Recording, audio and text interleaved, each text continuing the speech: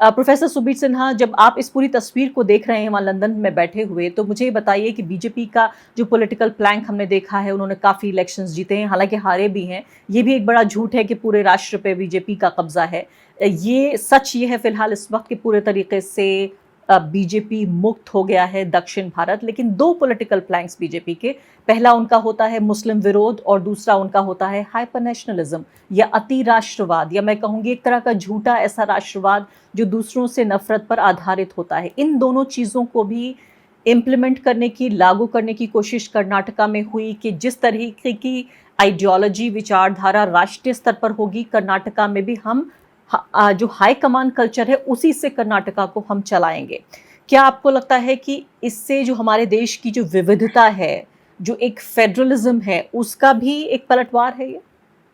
जी, बिल्कुल। और अगर आप देख लें जैसे कि सभा जी ने कहा, ये आज से नहीं मतलब कुछ सालों से इनकी कोशिश रही है कि एक हिंदू यूनिटी जिसको ये लोग कह रहे हैं, उसको कंसोलिडेट किया जाए और उसको कंसोलिडेट करने के लिए मुसलमानों के ऊपर वार या मतलब एक्चुअल अटैक या फिर लैंग्वेज के डिस्कोर्स से आप अटैक करें, मगर वो बिल्कुल विफल हुआ। और विफल होने का मतलब ये है कि आप लोगों ने तो खैर ग्राउंड पे कवर किया है। रिपोर्ट्स हमने भी देखे कि साहब जो हिंदू फार्मर्स हैं, वो कह रहे हैं कि भई हमारी डिपेंडेंस है ऑन मुस्लिम ट्रेडर्स। और उस तरह की जो मतलब एवरीडे लाइफ में जो लिंक्स बनी हुई हैं अभी भी, वो मतलब ज़ाहिर है कि वो पूरी टूटी नहीं है कर्नाटक में। मेरे ख्याल से देश में बहुत अलग इलाकों में ऐसा हुआ है कि फासला जो बना है वो अभी तक बना ही हुआ है, मगर कर्नाटक में इनकी सारी कोशिशों के बावजूद वैसा नहीं हो पाया। और दूसरी चीज़ ये है कि अगर आप उस रिएक्शन देखें, ख़ास करके बीजेपी के जो हार्डकोर सपोर्टर्स हैं, उनके रिएक्शंस में 2 चीज़ें बड़ी दिलचस्प हैं। एक तो ये कि बार-बार एक आ रहा है मीम कि भई मुसलमानों ने एकजुट होकर के कांग्रेस को सपोर्ट किया और हिंदुओं ने नहीं किया। तो एक तरह से आप देखिए कि उनकी तरफ से ये खुद ये एडमिशन है कि भई हमारी जो प्रोजेक्ट थी ऑफ हिंदू यूनिटी वो फेल हो गई। दूसरी चीज़ ये है कि इन्होंने क्या सबक सीखा है इसमें से? अब बहुत जगह आपने कहा ना कि मतलब पार्टी के अंदर नहीं, अंदर बट से आवाज़ें बट आ रही हैं। प्रोफ़ेसर साहब ये तो जी। बहुत अच्छी बात आजकल मानी जाने लगी है कि हिंदू एकता बहुत अच्छी बात है।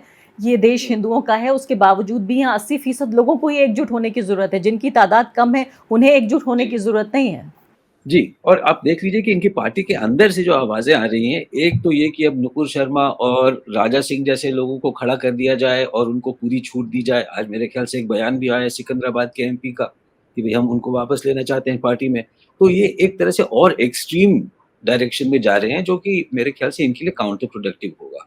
एंड फाइनली मैं एक और बात अभी बता दूँ कि काफ़ी जो मेरे व्हाट्सऐप और ट्विटर वाले हिंदुत्व अकाउंट्स को मैं फ़ॉलो करता हूँ, उसमें एक बड़ी आवाज़ आ रही है कि भई अब ये मॉडल जो है मोदी की लीडरशिप वाला मॉडल, वो तो बिल्कुल फ़ेल हो चुका है, क्योंकि जैसे आपने कहा सारी इलेक्शन ही लड़ी गई थी कि भई मोदी के नाम पे, योगी जी के नाम पे लोग अब कह रहे हैं कि भई उन्हीं को आगे बढ़ाया जाए। 9 साल इनके हो गए, अगर हमें हिंदू राष्ट्र बनाना है और हम इस तरह से इलेक्शन हारते रहे, वो नहीं होगा।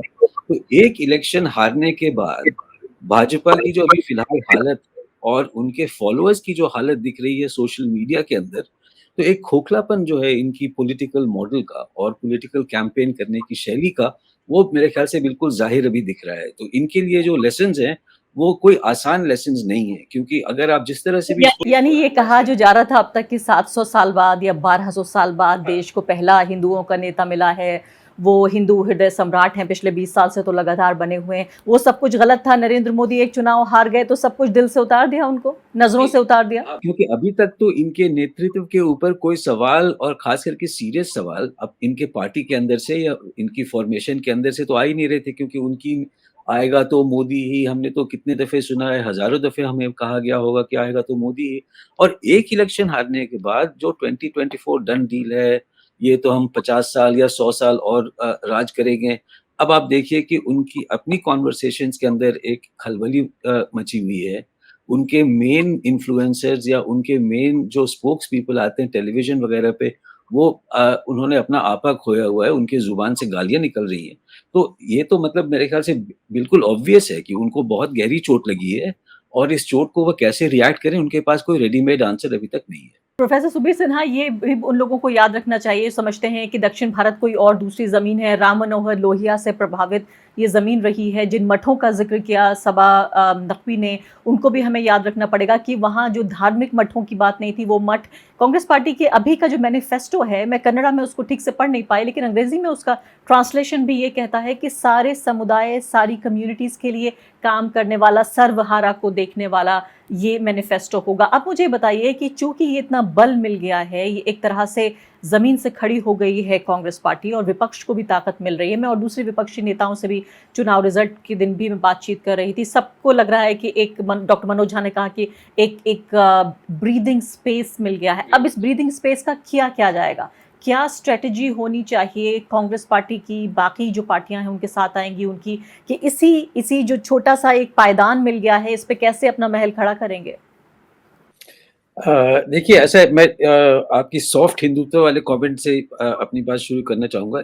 मैं उस लेबल पे बहुत ज़्यादा इत्तेफ़ाक नहीं करता हूँ, इसलिए कि हमारे देश के अंदर लोग पूजा-पाठ बहुत करते हैं।